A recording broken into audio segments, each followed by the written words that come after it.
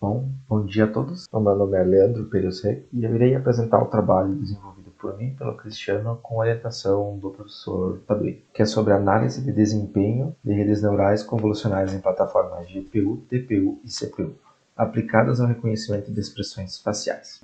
Primeiramente um breve sumário, que vai ser passado um pouco sobre a introdução, o problema, o objetivo, trabalhos relacionados, metodologia, a análise dos resultados e a conclusão de trabalhos futuros. Para a introdução, atualmente existe um crescente interesse na melhoria da interação entre humanos e computadores. Para que exista realmente essa interação humano-computador, que ela possa ser alcançada, é necessário que o computador se relacione naturalmente com os usuários. Da mesma forma que nós interagimos com outras pessoas no nosso dia a dia. E uma das maneiras de encontrar e realizar esse tipo de interação é com o auxílio de computação afetiva, inteligência artificial, machine learning ou deep learning. Nas últimas décadas, a comunidade científica ela vem tendo um crescente interesse no reconhecimento de emoções. E existem diversas maneiras que a gente pode representar e expressar as emoções humanas. A gente pode expressar, seja por emoticons, voz, expressões faciais, gestos. E atualmente trabalham sobre o tema, eles investigam inúmeras técnicas e maneiras para a gente poder extrair características e classificações de padrões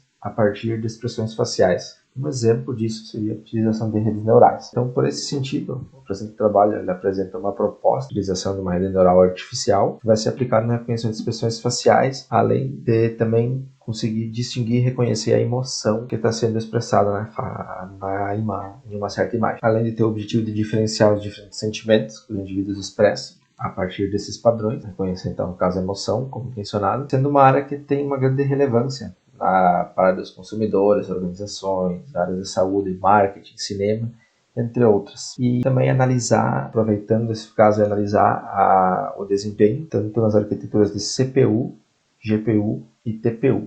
Sobre o problema. A gente sabe que para treinar uma rede neural, a gente precisa de tempo. E, querendo ou não, treinamento demanda um bom processamento de tempo. Aqui é que a gente quer diminuir esse tempo de treinamento. Por isso o uso das GPUs e TPUs. E de que maneira que uma máquina pode reconhecer e diferenciar as emoções? De que maneira que eu posso ensinar a máquina a reconhecer essas emoções? O objetivo, então, no caso, é reconhecer a face e extrair as principais características presentes na imagem, implementar um classificador de emoções, então utilizando redes neurais artificiais, reconhecer as emoções consideradas básicas e universais, que então no caso seria as emoções de raiva, nojo, medo, felicidade, tristeza e surpresa, e daí mais uma expressão extra, que seria a expressão neutra, criar uma rede neural convolucional e realizar o treinamento utilizando CPU e GPU. Então, sobre trabalhos relacionados. A gente tem o trabalho de Bartlett,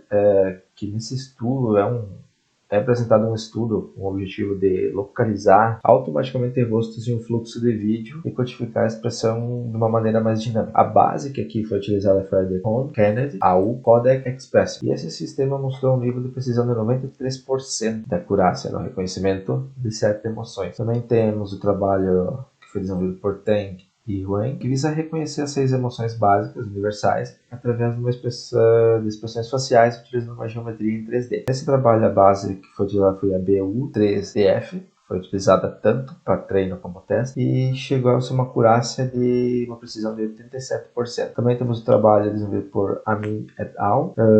Foi elaborada uma rede neural artificial em que foi proposto reconhecer as emoções através das expressões faciais, utilizando técnicas de aprendizagem profunda. Aqui a base que foi utilizada foi a FAIR 2013 e eles tiveram uma precisão média de 61% de acurácia. A metodologia. Para a implementação da rede neural para a proposta, foram utilizadas ambientes de desenvolvimento, então, o Google Colab, que foi utilizado. A linguagem de programação foi a linguagem Python. O Google Colab ele é um serviço gratuito em nuvem, que é hospedado pelo próprio Google e voltado para a aprendizagem de máquina e inteligência artificial. E possui alguns aceleradores em GPU gratuitos para a gente poder utilizar por algum tempo determinado, mais ou menos 12 horas. Pode usar seguida. Daí depois tem um período de horas que tu não pode mais utilizar essas GPUs, mas depois tu pode voltar a utilizar. As principais bibliotecas utilizadas então, foram a TensorFlow 2.0 e o Keras. E também foram utilizadas algumas outras ferramentas como o OpenCV, Scikit-Learn, NumPy, Pandas, Matplotlib. O conjunto de dados que nós utilizamos então foi o FEAR 2013, que é um conjunto de dados open source, criado por Pierre-Luc Carey e Aaron Colville, e depois foi compartilhado de forma pública para uma competição do Kaggle em 2013. Esse conjunto de dados ele consiste em um total de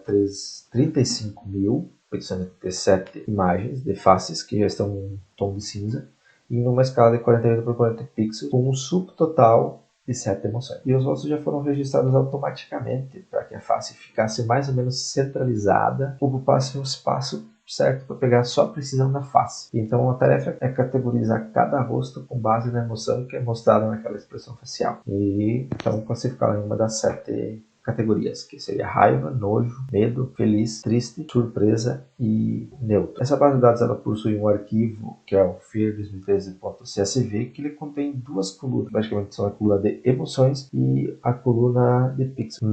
Na coluna de emoções ela contém código numérico que varia de 0 até 100. E a coluna pixel ela contém uma sequência de números que representam os valores em escala de cinza para cada pixel da imagem. Antes da gente começar a questão de desenvolvimento de cada etapa da convolução da nossa rede neural, é preciso passar para a fase de pré-processamento, que ela é responsável por realizar algumas pequenas transformações na leitura do nosso arquivo CSV. Como as nossas imagens já possuem a definição, a dimensão pré-definida, então 48 por 48 pixels, 48 de largura e 48 de altura. Nessa etapa eu preciso então ler o meu arquivo CSV, só que as informações que estão nesse arquivo elas estão em formato de string, então eu preciso convertê-las para um array. Então para isso eu uso a função toList, então eu vou estar convertendo para uma lista. E então depois disso eu faço a minha divisão de treinamento e validação, e essa etapa ela é responsável por preparar o conjunto de dados do treinamento e validação, onde eu tenho as variáveis xtrain, xtest, ytrain, ytest. Elas vão receber uma função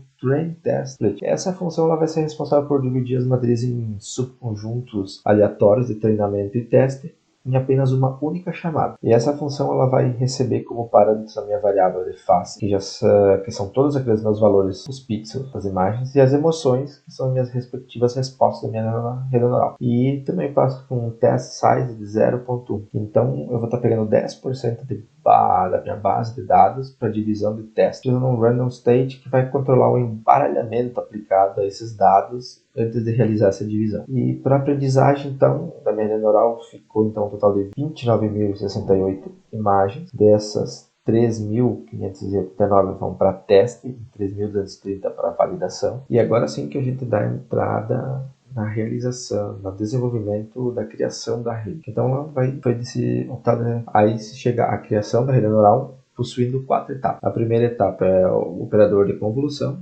Essa etapa ela vai funcionar como filtros que vão pegar pequenos quadros e vão percorrendo toda a imagem, captando seus traços mais relevantes. Então, por exemplo, na nossa imagem de 48 por 40 pixels, eu vou aplicar um filtro que vai cobrir uma área 3x3 da imagem com o movimento de um salto, conforme ilustrado na imagem, percorrendo toda a nossa imagem. Filtro 3x3 é pego ponto a ponto e realizada a multiplicação por um detector de características, que ele é definido pela própria biblioteca que a gente utiliza, formando no final um mapa de características, ou um featuring map, como demonstrado na ilustração. Minha segunda etapa, que é a etapa de pooling, então essa etapa ela vai ter a função de simplificar a informação da minha camada anterior, caso do meu mapa de características. Assim como na convolução define uma unidade da área, aqui geralmente sempre utilizado um 2x2, que vai transitar por toda a matriz. E a unidade é responsável por resumir a informação daquela área em apenas um único valor. O método então mais utilizado para resumir, extrair apenas um, é o max pooling, que ele vai retornar o maior número da unidade, passar esse valor para sair. Então, essa sumarização de dados ela é realizada para diminuir a quantidade de pesos que a minha rede neural vai ter que aprender e também para acabar evitando o overfit da minha rede neural. A terceira etapa, que é a flattening,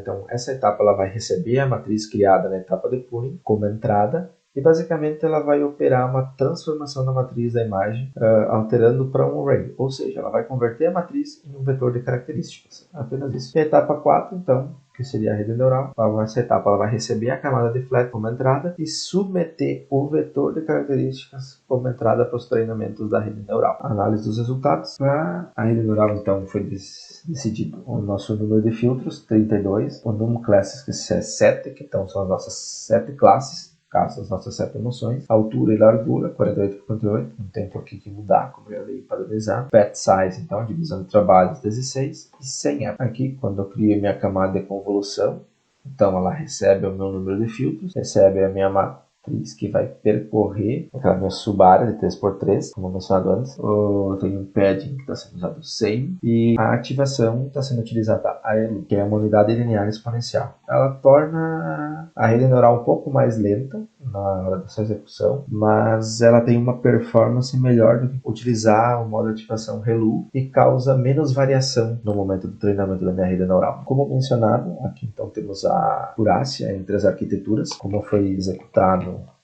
tanto em CPU, TPU e GPU.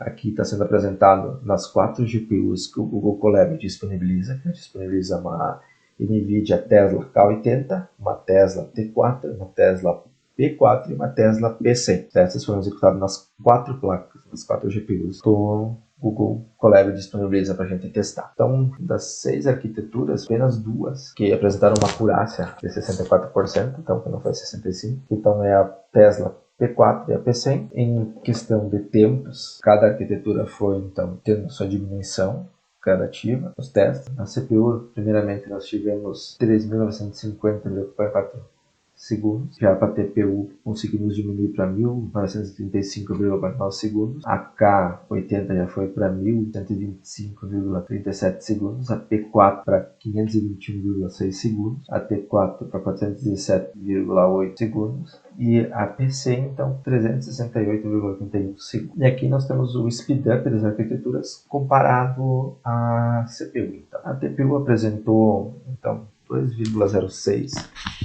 melhora na aceleração, a K80 3,51, a P4 7,16, a T4 9,45 e a P100 10,71. E nos testes que foram realizados, então aqui na imagem está sendo apresentado o teste que foi realizado com a GPU que obteve melhor acurácia, que foi a K80. Mas também foi realizado o teste em cada uma das arquiteturas, só para a gente ter uma análise e poder fazer um comparativo para ver se em cada uma das arquiteturas, cada uma das plataformas também a rede neural apresentaria a mesma classificação para as emoções. A princípio ela classificou corretamente as emoções, mesmo não tendo uma acurácia próxima a 100%, mas ela apresentou algumas pequenas confusões entre emoção de medo e surpresa. Mas isso, como alguns autores afirmam em seus trabalhos, acontece porque essas duas emoções elas apresentam algumas semelhanças.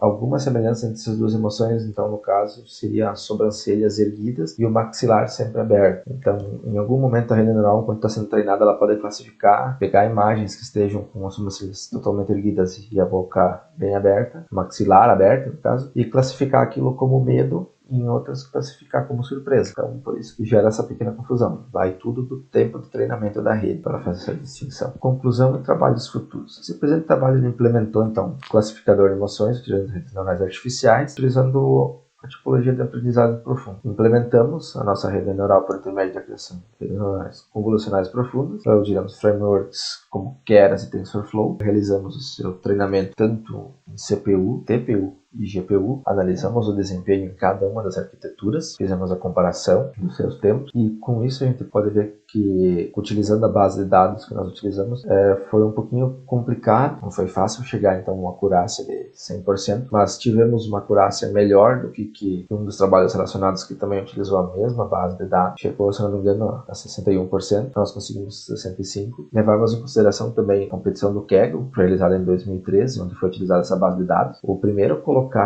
na competição, ele conseguiu chegar a uma precisão de 71%. Também não é muito longe da precisão que nós conseguimos chegar. Então, é uma base que não foi tão fácil a gente conseguir trabalhar. E como trabalhos futuros, então, pretende-se utilizar outras bases de dados que sejam mais consolidadas, consiga-se chegar a uma precisão melhor, possa-se chegar próximo a 100%, treinar a rede neural com essa nova base de dados, reconhecer emoções através de vídeos, tentar realizar o reconhecimento em tempo tempo real e utilizar a plataforma do Google Cloud TPU, que aqui no caso então é a versão paga, onde eu tenho melhores arquiteturas de TPU para poder utilizar e analisar os desempenhos. Só que antes de chegar e utilizar essa plataforma do Google Cloud TPU, também a gente vai ter que sentar e estudar um pouco melhor essa questão de como implementar uma rede neural em uma arquitetura TPU. Como é que usar o TensorFlow também para ter uma melhor performance na rede neural utilizando o TPU. Porque o TensorFlow ele já tem alguns métodos e algumas funções lá que a gente consegue utilizar a TPU, mas tem que estudar um pouquinho melhor como conseguir realizar essa integração para ter uma boa performance utilizando uma TPU. Obrigado pela atenção de todos. Dúvidas? Perguntas?